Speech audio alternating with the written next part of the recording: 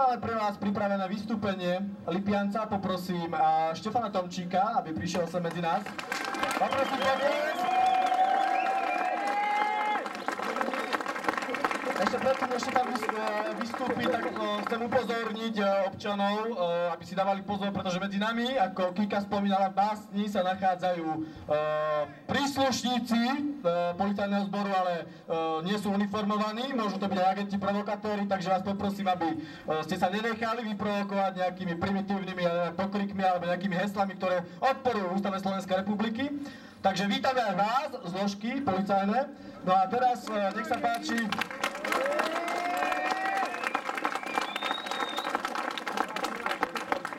A teraz poprosím Štefana Tomčíka.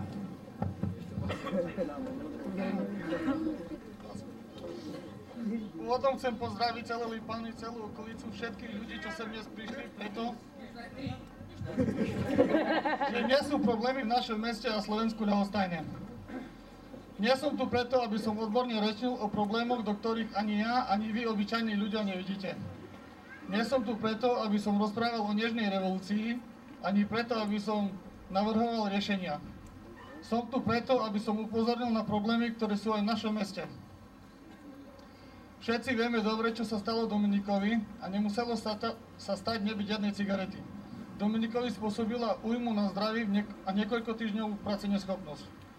A bohužiaľ sú medzi nami aj neprispôsobili občania, ktorí sú schopní pre jednu cigaretu ublížiť Dominikovi, mne, vám, ba aj našim deťom.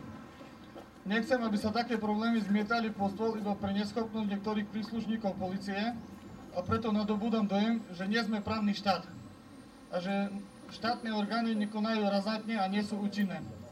Štát v niektorých oblastiach zbytočne preferuje práva menšiny na úkor väčšiny.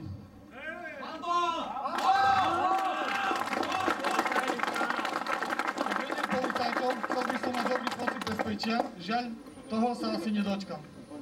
Je na čase, aby naše politické špičky už pre nás aj niečo urobili a nemrhali zbytočne peniazmi za nezmyselné prevádzanie policajných síl, pričom je naša bezpečnosť čoraz častejšie ohrozovaná. Chcel by som, aby všetci mali rovnaké práva a darmožráči a vykorisťovači sa nemali lepšie ako poctivo a ťažko pracujúci ľudia, ktorým nepostavia byty, musia pravidelne a načas platiť účty a behom sekundy sa ocitnú na ulici.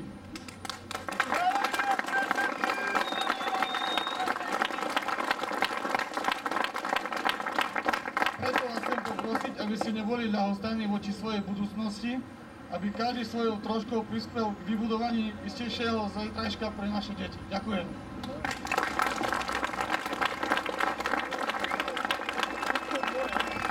Ešte raz veľký potlesk pre Štefana Tomčíka, ktorý sa odvážil prísť medzi nás a prehovoriť za všetkých Lipiancov, za tých Lipiancov, ktorí sa takisto boja vo svojich domoch, pretože súčasná situácia je do neba volajúca a nebezpečná pre mladých ľudí, ktorí si sedia na lavičkách a prídu cigáni, ktorí môžu vyprovokovať incident.